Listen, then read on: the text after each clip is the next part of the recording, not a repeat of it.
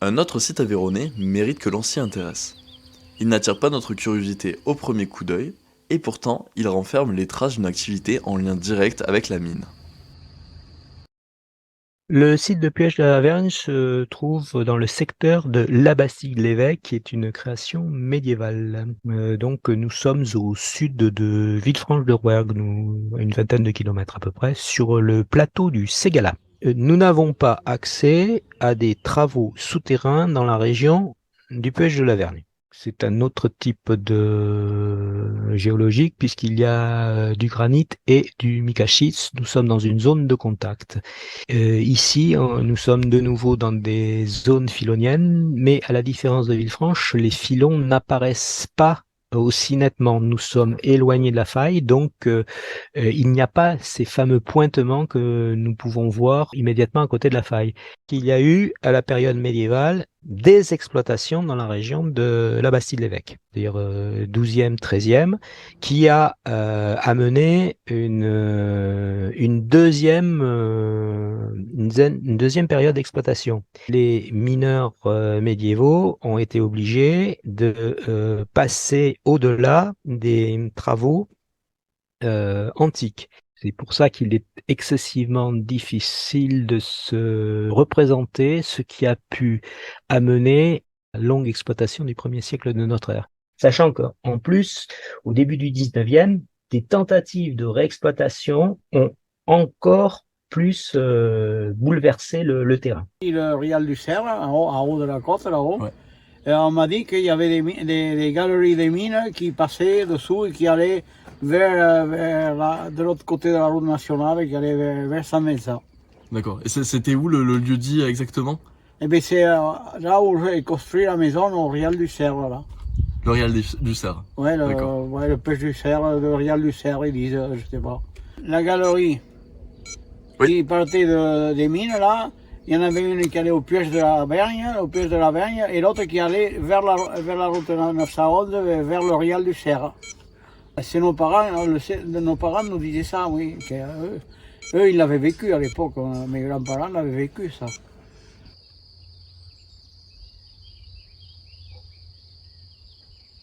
Nous sommes dans la zone de travail, donc nous avons plus d'informations sur la deuxième partie de la mine, c'est-à-dire la transformation du minerai. Alors, nous avons trouvé une forge, vraisemblablement destinée à la production même de fer, de fer à chevaux, et qui devait aussi permettre de reforger les outils divers et variés. Et il y avait un deuxième four que nous avons interprété comme étant un four à essai, beaucoup plus qu'un four à production de galène, parce que c'était un four qui était enterré dans le sol et il devait permettre justement d'évaluer la teneur et la richesse du minerai qui était recueilli. Les fours que nous avons, nous, vu les habitudes culturelles du terrain, ont été détruits, ont été dispersés. Donc ce que nous avons en quelque sorte un négatif. Lequel négatif, par la pollution, a permis de bien certifier que nous étions dans le cas d'un travail de minéralurgie, c'est-à-dire d'un travail de transformation qui faisait appel aux minerais donc de galène argentifère, donc un four d'essai de galène qui a été remarquablement étudié par Raymond Pulou.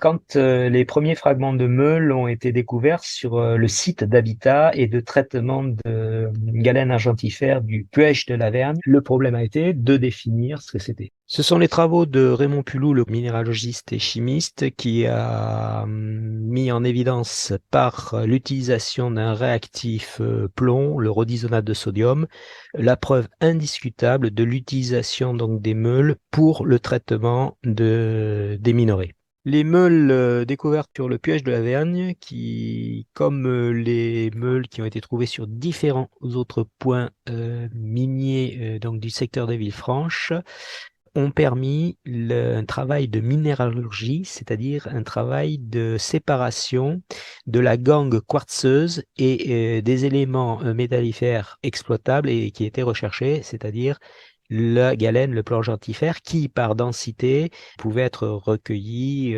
sur les déblais miniers du péage de la Vergne. Il y a une très forte concentration donc de fragments de ces meules que l'on retrouve parfois réutilisés dans des murs. Et c'est un autre élément qui a permis de bien identifier les zones de travail. Nous avons pu voir quelle était non pas l'importance, mais l'extension des exploitations.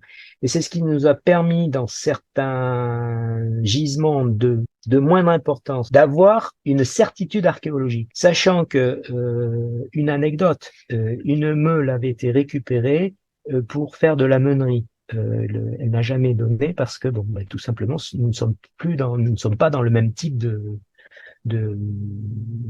travail. Nous avons les meules qui ont été retrouvées à proximité, qui servaient à broyer donc le minerai. Nous avons la zone, disons, de préparation. Ce que nous n'avons pas, si vous voulez, après, c'est l'endroit où la galène, elle, est transformée. On ne sait pas où elle est rendue en saumon ou en lingot. Ça, c'est quelque chose que l'on n'a pas.